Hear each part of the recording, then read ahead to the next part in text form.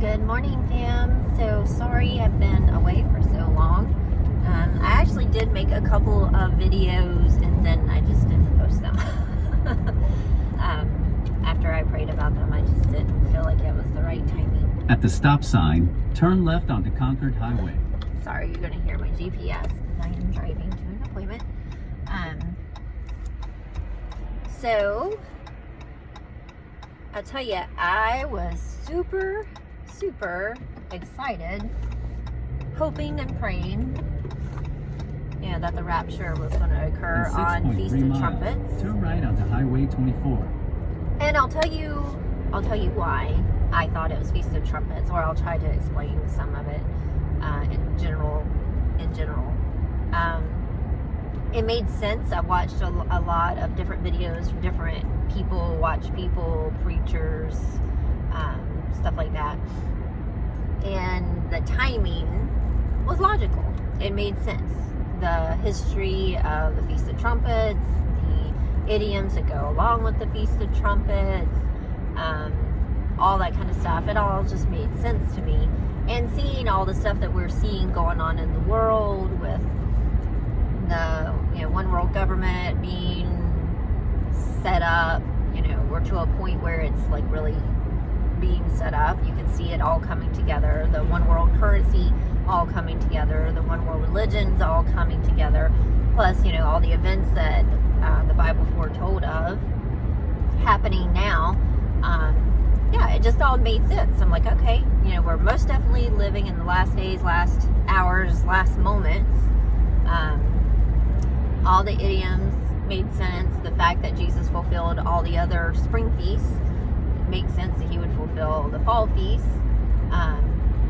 And the Feast of Trumpets for 2020 would align perfectly with him fulfilling all of that, with all the things that are going on in the world. And the dates with the other two fall feasts would fall right into play there. It just all made sense. I'm a pretty logical thinker, so I'm like, oh, that's logical. It makes sense to me. This could happen. But here's the situation. God is God, and he does not have to work on our timeline. He does not have to work in human logic.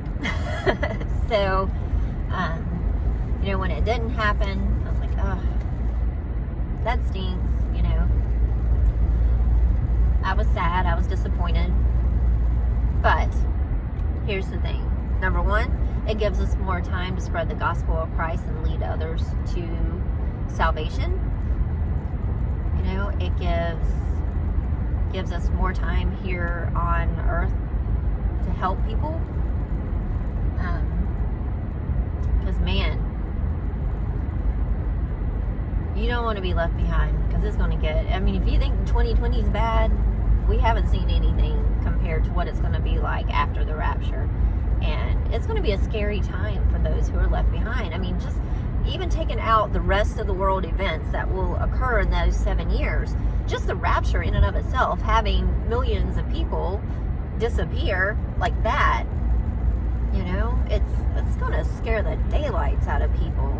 I'm sure they're going to write it off as aliens or something, but there's just going to be a lot of people. They're going to be frightened and scared to death. So, that in and of itself is scary.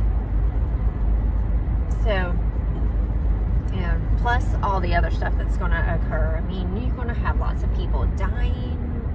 If I remember correctly, I'm trying to remember the timelines in my mind. I've studied Revelation a bit, but I believe in the first part of the 7 years, I believe like a quarter of the people are going to die, and then later on, like a third more of the population is going to die, and like a third of the earth is going to be like on fire, swallowed up by fire.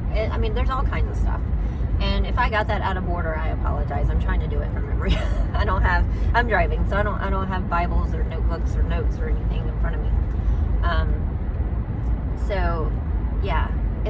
going to be bad. It's just going to be crazy. And I don't want anybody I know or anybody I don't know for that matter to have to go through any of that stuff. It's just going to be bad. It's just going to be bad. So, that means we have more time to occupy and redeem the time. That's what it means. I've said it before and I'll say it again, because I listened to some of the watchmen that are dead said that it has to be the Feast of Trumpets, so now we got to wait another year, this, that, and the other.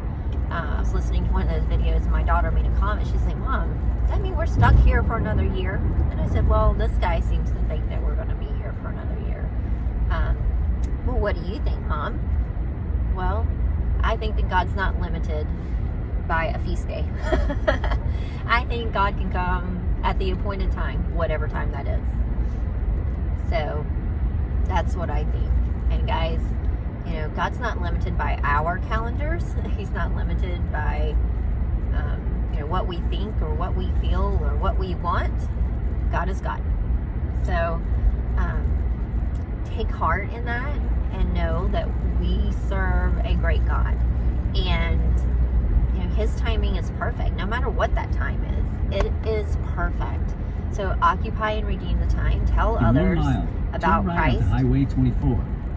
And share the gospel, share the love, and